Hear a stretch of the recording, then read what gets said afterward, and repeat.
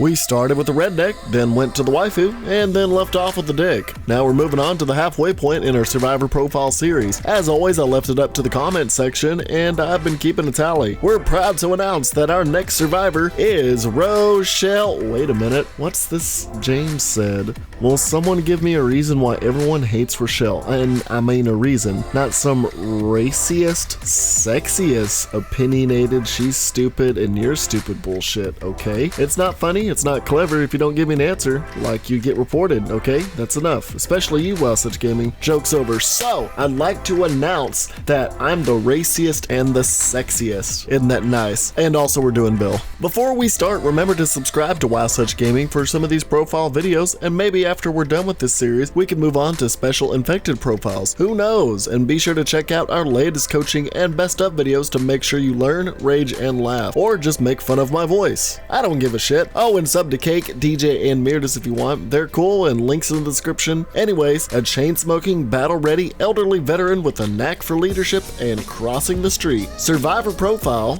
Bill. Overbeck, the veteran. The service rules.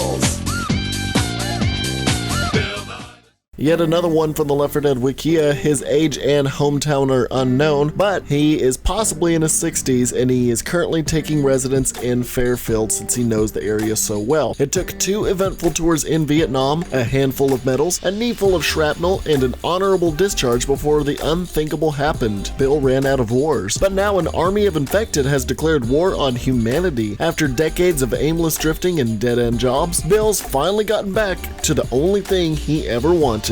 An enemy to fight. The only survivor with a confirmed full name, William Bill Overbeck. The most noticeable aspect of this old guy is his military attire. Bill served in the Vietnam War, enlisting in the U.S. Army 1st Special Forces Group. Bill is seen to be a tough contender though. Despite suffering his knee injury and drifting aimlessly for most of his life, he found himself going into a veterans hospital for an operation. When falling under the effects of the anesthesia though, a nearby nurse fell under the influence of the green flu and proceeded to kill the rest of the staff. Bill, being the badass vet that he is, proceeds to shake off the laffy gas, grab a nearby bone saw and knife, and leaves a path of death, destruction, and blood throughout the hospital and all the way to his own apartment in order to don his old military outfit and beret and get back to doing what he knew best: shoot shit, ask questions later, and smoke while doing it. Which, by the way, in-game Bill's cigarette is always lit and will only be snuffed out upon Bill's death. So think of Bill's lit cigarette as somewhat of Charmander's tail. If the fire's out, the host is dead. Non-canonically, Bill was also seen as a patient in Mercy Hospital in the Payday PC exclusive mission, The Heist. Also, before the anesthesia was administered, a nurse was asking Bill about 2 glaring subjects about his habits and past. 1, asking where any of his family was to support him during his time under the knife, and 2, that he should cut back on the smoking. To both of these inquisitions, Bill pretty much told her to go fuck herself and get a job somewhere else. When it comes to a zombie apocalypse, you would think having a grizzled veteran in your ranks would increase your odds of survival, but even Bill says that even being in a war doesn't prepare you for this. They never stop. They come at you and they never goddamn stop. Bill may have all the battle experience that war gave him, but a soldier is nothing without a platoon, and Bill discovered 3 other survivors that he would lead throughout a countryside of the infected. Now, before we go into the bonds between he and his crew, just know Bill will do anything and everything to make sure he and his people come out alive, even at the cost of other people's lives, as seen at the military base. Also note that I usually bring up the 2 different groups of survivors when I speak about their conversations and whatnot, but in Bill's case, he was the only one to never meet the second group due to his sacrifice. More on that later. Now, I'm just starting to get a major cold and I have a lowered immune system because I'm taking Humira for my arthritis, so I'm just gonna read off the L4D Wikia because I am sick as a dog. I'm crediting them, so no need to bitch me out. Bill appears to have some sort of rivalry with Francis, though the precise reason for this is unknown. It is possible that Bill and Francis knew each other prior to the outbreak, and Francis's in-comic comments about knowing Bill the past few weeks suggest this too. Another cause could be Francis' supposed hatred of the military since Bill was once a soldier, instinctive alpha male rivalry, or simply Francis's gruff personality rubbing Bill the wrong way. Alternatively, what is said could simply be friendly teasing between the two. Even when Francis is dead, Bill could be heard mourning about his death, showing at least a little respect for the latter, as he will sometimes say if he sacrifices himself, "Christ, I'm gonna miss that son of a bitch." In the Sacrifice comic, while Bill still doesn't particularly get along with Francis, he considers Francis as one of his own and will desert any newcomer if they have a chance of endangering his group. Francis, despite all his insults, knows Bill well enough to know even when Bill doesn't do the right thing, he does it for the right reasons. When Bill leaves the group to sacrifice himself and does not return, Francis is the first to attempt to go down to bring him back, but is stopped by Zoe as the reality of the situation sinks in and they mourn for his death. As far as the survivors' relationships go, Lewis and Bill do not have much evidence hinting towards each other's dispositions. Bill will, however, seem genuinely upset to see Lewis die. Oddly enough, this is in contrast to how unsympathetic Bill can be when Lewis is incapacitated outside of the safe room. In the Sacrifice comic, Bill is able to see when Lewis is planning something and react accordingly, and shows surprise at his intuitive thinking, similar to how he treats Francis. Bill prioritizes the safety of Lewis as one of his group above others, even if it means other people's deaths. In the passing, Lewis is sad that Bill is gone, but is resolved more than ever to stay with Francis and Zoe. And when killing a tank, Lewis may proclaim the kill in Bill's name for revenge. That is for Bill! I hate tanks! Seconded.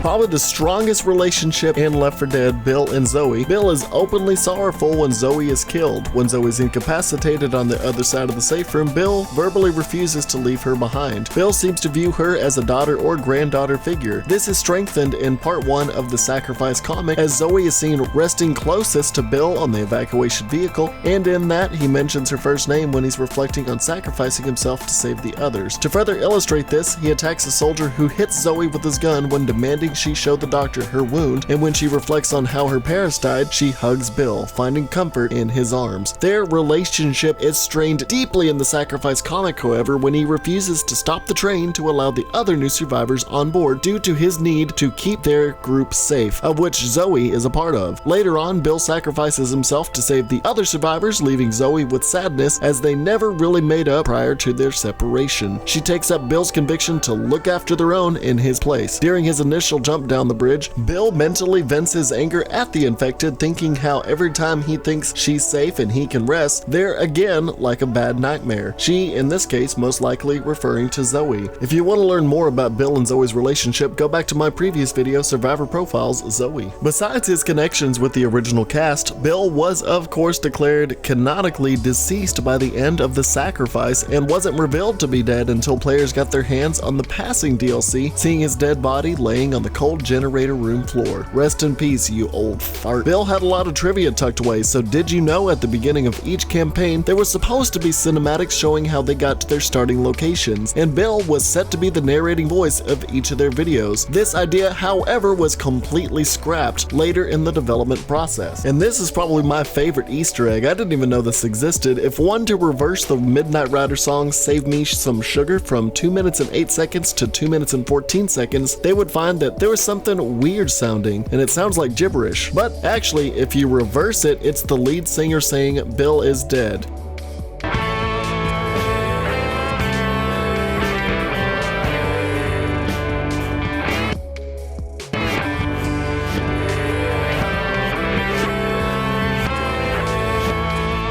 And this is a possible reference to the Paul is dead hoax of the 60s, where one of the band members of the Beatles, Paul McCartney, was believed to be dead. Even there's this whole conspiracy talking about how he lost his arm in a car wreck or his girlfriend. Look up that because it's an interesting conspiracy. I don't believe it myself, but conspiracies are fun to read nonetheless. Also, I liked this one too. Bill smokes Romero brand cigarettes as seen in the Sacrifice trailer. This is a nod to famous zombie movie director George A. Romero, and if you haven't watched his film series, the Dead series, and if you haven't seen my tribute to him, go check it out. I love his work. If you're still craving to play as the grizzled vet Bill, he became a playable character in the game Dead by Daylight, included in the Left Behind update. But I'm not a big fan of the game. If you saw my stream, I completely fucking sucked at it and it just kept crashing on me. That and Bill is only accessible on the PC version, so if you're playing on Xbox, no luck to you, and if you're playing on PlayStation, you can't even play Left 4 Dead in in the first place.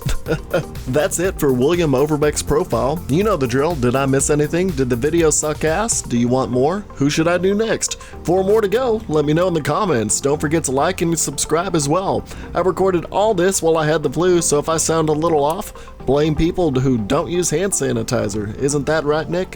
Thanks for watching anyways and getting me up to 18,000 subscribers. I'll do a special vid if we hit 20K in the near future, so share, share, share! And if you have the time, please donate to my Patreon. Link is in the description. If we get a small donation flurry up, I can start getting t-shirts out sooner. And if you donate, I'll make sure you get a t-shirt personally signed by me. Anyways, time to go on to another video. I hope you watch one of mine, or Cake, or DJ's, or even the Bunny Maniac Meardis. And until next time, stay... Wow! Fuck, I shouldn't have smacked my chest. I still got vapor rub on there. It's so sticky. Oh shit, is the mic still on?